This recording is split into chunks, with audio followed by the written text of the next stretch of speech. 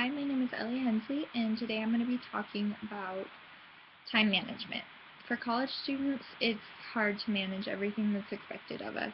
Between classes and work and trying to maintain a social life, it's difficult to keep up with everything.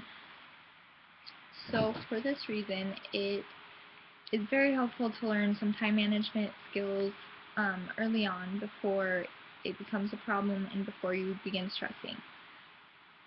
So, first off, you need to get organized. Planners, calendars, all of this is very helpful, but you need to remember to use it. Write everything down. If you don't write stuff down, you're not gonna remember it, and it's not gonna get done most of the time. Even if you do remember some of it, chances are you'll miss some event or deadline that you really didn't want to just because you didn't have it written down and you forgot about it. Especially once you start getting busy, this all begins to count. So what I like to do is I like to write things in a list,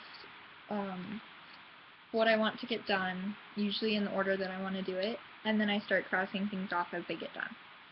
It's rewarding to be able to cross things off because you're that much closer to the end goal, and it's a good way to stay organized and to help prioritize. Prioritizing is deciding what you need to do first and getting it done in the order of importance. So for college students, this is very important. Usually the bigger projects will be top priority, and then you'll work your way down. Also, the bigger projects need to get started sooner so that you have time to do them. And the smaller projects usually aren't worth as much and don't take nearly as much time. So making sure you prioritize everything helps to eliminate some of that last minute stress over big projects. Make sure you do everything 100%. Do it to the best of your ability, because if you don't, chances are you won't be happy with the end result and you'll spend time going back to fix it. The time you spend going back to fix something is just time that you don't have to spend on a different project. So if you do it right the first time, it saves a lot of time. Next, make sure you don't procrastinate. Procrastinating is waiting until the last minute to get something done. I'm bad about procrastinating. It's waiting till the very last minute, so there's more of a chance for something to go wrong. If you wait till the last minute and have some sort of technical difficulty or any kind of problem, chances are you're not going to end up being able to finish because you don't have time to solve that problem. And life happens, and you need to be able to have time to work around that. So procrastinating causes a lot of stress, and it's really not worth it.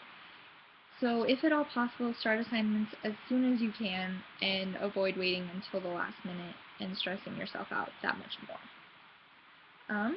Make sure you schedule rewards for yourself and time for yourself. Rewards keep you motivated and give you something to look forward to after completing a project, and they make you work harder and faster in order to reach that reward. And then making sure to schedule time for yourself is really important, because otherwise you don't get to it. If you don't schedule something, it probably won't happen.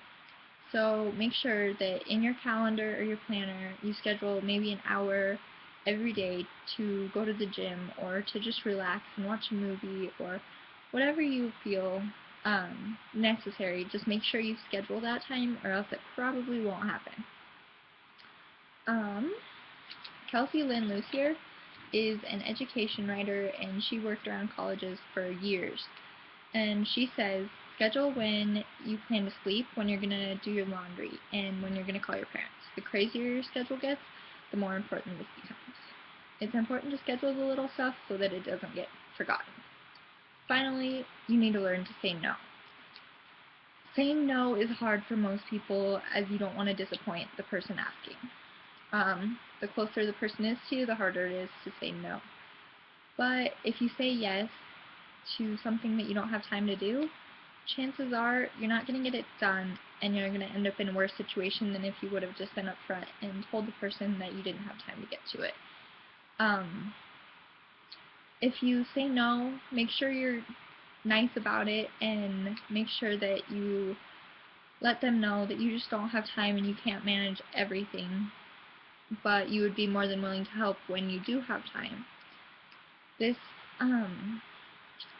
makes sure that you don't overload yourself and that you don't end up not having time for yourself or for all of the different projects you have. Time management is critical for college students, and it's important to learn how to manage everything we have going on. So I hope these tips help. Thank you.